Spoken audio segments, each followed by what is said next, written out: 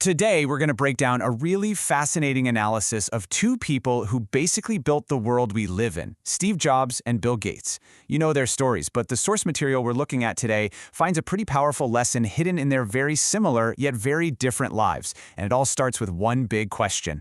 So, get this. Both guys were born in 1955. Both dropped out of college to start these world-changing computer companies. Both of them reached levels of success that are just, hard to even imagine. But the paths their lives took and how their stories wrapped up, totally different. So what was it? What was that one thing that changed the whole equation? All right, first up, let's talk about Steve Jobs. The source we're looking at really frames him as the innovator. This was a guy with unbelievable creativity and just this relentless drive. He wasn't just building a company, he wanted to, in his words, put a dent in the universe. But what was really behind all that ambition?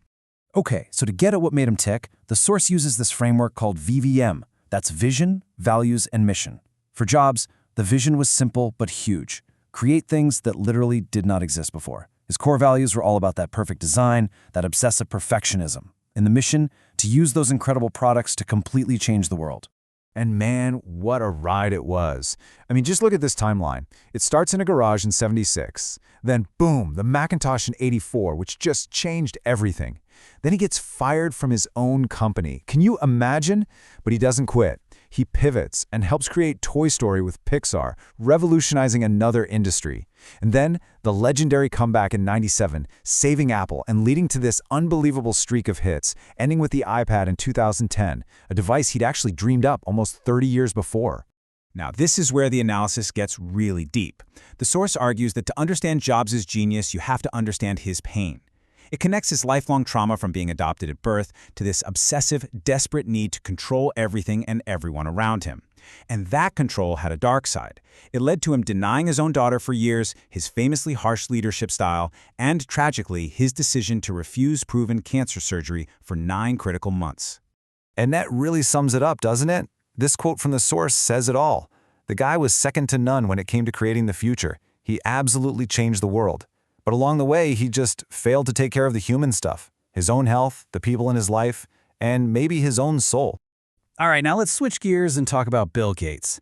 This is where the contrast really becomes powerful.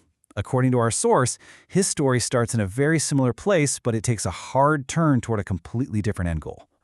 So let's look at his VVM. Right away, you see the difference. The initial vision was also huge, a computer on every desk. But check out the values that emerged. Efficiency, sure, but then charity and life itself. This completely shifted his mission beyond just making software. It grew into this massive new mission, using his wealth to actively save lives. His journey was less like a roller coaster and more like a game of chess. He founds Microsoft, makes this brilliant deal with IBM for MS-DOS that basically guarantees their dominance, and by 1995, with Windows 95, he's the richest person on Earth. But then, the pivot. He starts the Gates Foundation, and in 2008, he actually retires from the company he built to pour all his energy into philanthropy. So what caused that pivot? The source really hones in on 4 things that made all the difference. First, unlike Jobs, he had a really stable, supportive family. Huge. Second, he got a mentor in Warren Buffett, who was constantly telling him to give his money away. Third, his wife Melinda was a true partner who pushed him to use his power for good. And finally, his faith background gave him a kind of moral compass for it all. And wow, this slide just lays it all out there. Both men achieved world-changing things, no question. But look at the endings. Jobs' story was cut short at just 56. Gates, on the other hand, built this entire second act as one of the world's most respected humanitarians. Now, the source is clear to note that his later personal issues led to a fall from that grace, but that second act still happened. Okay, so let's get to the bottom of it. The source digs right into this.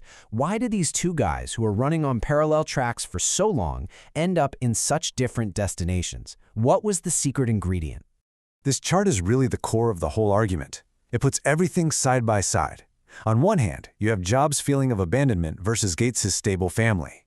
You have the value of innovation versus the values of charity and life.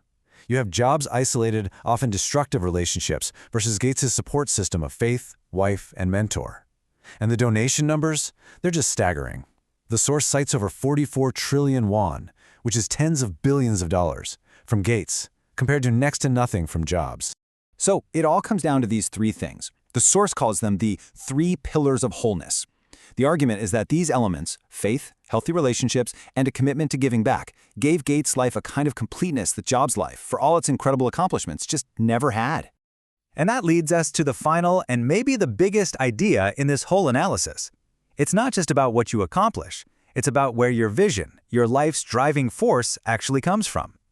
What the source is really arguing here is that true success, a truly whole life, isn't measured by how many iPhones you sell or how much money is in your bank account. It's measured by whether your personal vision is connected to a purpose that's bigger than just you. And here's a quote that really crystallizes that perspective, pulled straight from the source. It applies a very specific theological lens and asks the ultimate question about both men. From this point of view, it says the final test of a life is where its vision came from. And it concludes that if that source isn't God, then the answer is to return to God. So in the end, the source turns the question back on all of us. After looking at these two monumental lives, the incredible triumphs and the deep flaws, it asks us to think about our own lives. It's a pretty heavy question, but a powerful one. What's the vision that's driving you, and where does it really come from?